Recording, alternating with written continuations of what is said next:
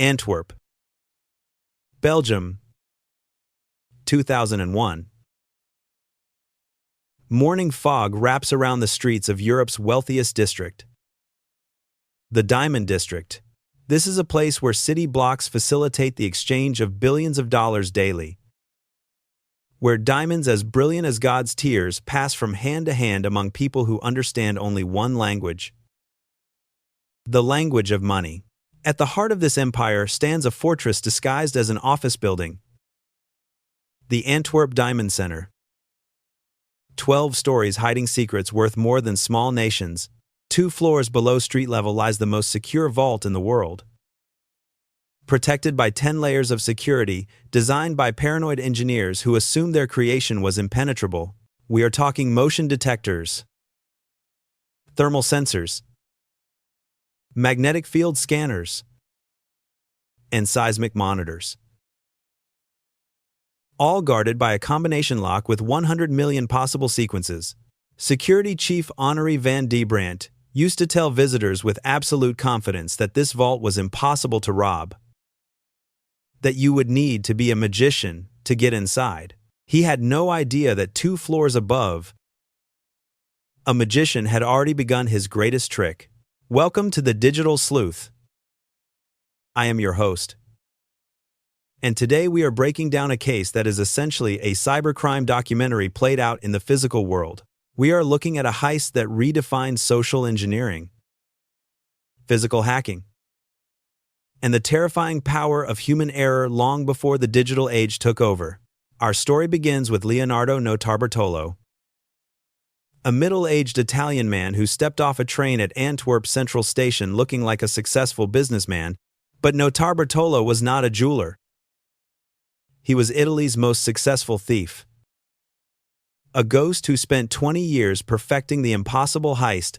He established himself as a legitimate gem dealer and created an identity so convincing that merchants invited him to private auctions.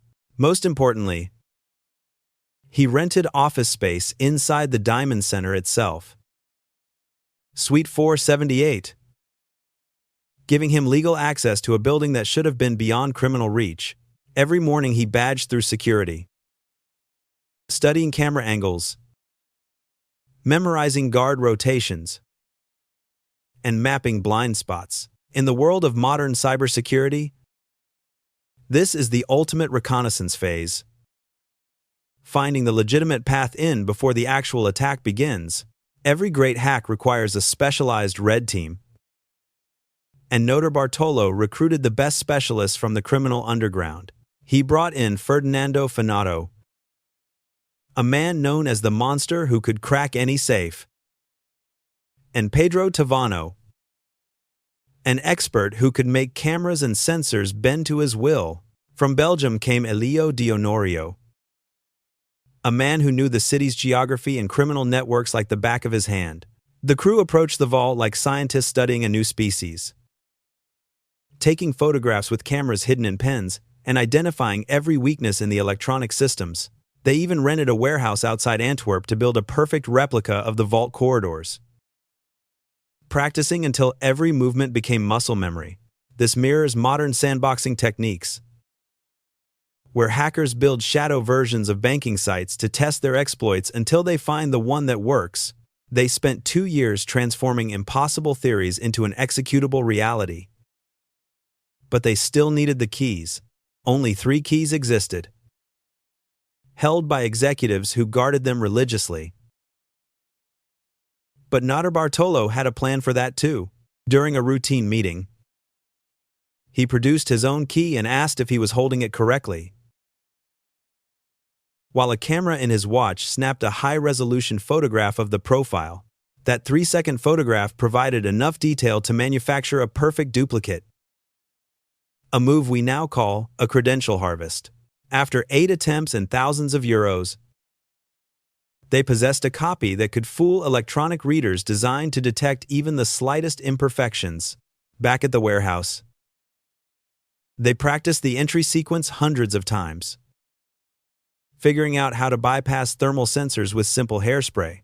They discovered that hairspray creates a temporary blind spot for exactly 12 minutes. while electromagnetic pulse generators could disable magnetic locks without triggering alarms. They even prepared camera loops to replace live feeds with recorded footage. A technique straight out of a cybersecurity textbook. By mid-February 2003, the perfect opportunity arrived. A long weekend when building security operated on reduced schedules. Notarbartolo established his alibi by maintaining normal business activities, creating a paper trail that placed him in predictable locations. But beneath the surface, the final pieces were clicking into place like the tumblers of a complex lock. February 15th, 1147 p.m. Antwerp sleeps beneath winter clouds as the crew moves into position. Notarbartolo uses his legitimate keycard to enter the main entrance, while his crew moves through service tunnels mapped during months of reconnaissance. They converge 2 floors below the street, where motion detectors sweep the corridors in patterns they have memorized down to the second. Tavano applies the hairspray to the thermal sensors, freezing the surfaces to prevent heat detection while they move through the gaps in coverage. The massive vault door looms before them. 3 feet of hardened steel protected by systems designed to defeat armies. But perfect security assumes the attackers lack the dedication and expertise assembled by this Italian crew. Tavano connects his electronic equipment to the vault's control systems, unleashing algorithms designed to probe for vulnerabilities in the programming. Military-grade encryption crumbles under the assault. While Fanato works on the mechanical systems, reading vibrations through the steel that are invisible to sensors, he understands that manufacturing tolerances create subtle variations, mechanical signatures that guide his fingers toward the correct numbers. Finally, the vault's 17 separate locking mechanisms begin to disengage in a carefully orchestrated sequence. The massive door swings open on silent hinges, revealing a prize that justified 2 years of preparation and millions in equipment costs. 160 safe deposit boxes line the walls, glowing under fluorescent lighting like an alien treasure chamber. They work for exactly 4 hours and 17 minutes, pouring diamonds into foam-lined containers and stuffing cash into reinforced backpacks. Gold jewelry disappears into cases, and box after box reveals fortunes representing the lifetime accumulations of diamond merchants. As they finish, they reverse their countermeasures, restoring security systems to normal and leaving the vault appearing completely undisturbed. Notarbartolo departs through the main entrance, documented as nothing more than a businessman completing late-night work, while the crew scatters into the night. By sunrise, $100 million in treasure has vanished. The plan was perfect. The execution was flawless. But perfection requires discipline, even after the job is done. This is where the story takes a turn. And it is a lesson in what we call digital exhaust. Ferdinando Fanato made a decision that would haunt him forever. Rather than following protocols for evidence disposal, he stopped along a rural road and dumped a bag of trash. It contained meal containers, used gloves, pieces of tape, and handwritten notes describing the security systems in intimate detail. The bag sat there for 3 days until a local farmer noticed the litter and complained to the authorities. Inside that bag, investigators found a treasure trove of forensic material, including DNA samples and fingerprints. In a cybercrime documentary, this is the moment where the hacker forgets to turn on their VPN, leaving their home IP address in the server logs for everyone to see. The investigation exploded into an international manhunt, involving Interpol and intelligence agencies across multiple countries. DNA evidence identified Fanato within weeks, leading to surveillance that revealed his connections to the rest of the crew. Notarbartolo's legitimate business facade crumbled under the scrutiny, and his rental of Suite 478 became damning evidence of premeditation. Leonardo Notarbartolo was arrested at his home in Turin while eating breakfast with his wife. Finaudo was captured at a safe house shortly after. Tavano attempted to flee to South America but was caught through passport records and monitored electronic communications, while only Elio managed to disappear into the shadows. In 2005, Notarbartolo was sentenced to 10 years in prison. And while he was released on parole in 2009, he was later rearrested for failing to compensate the victims. Despite the arrests, 95% of the stolen diamonds remain unrecovered, leaving behind victims who were wiped out because they trusted the world's safest vault. So, what can this heist teach us about staying safe in the digital age? Whether it is diamonds or your life savings, the vulnerabilities are always the same. First, beware of social engineering. Notarbartolo hacked the people long before he touched the vault. In your digital life, this looks like a phishing email or a fake support call.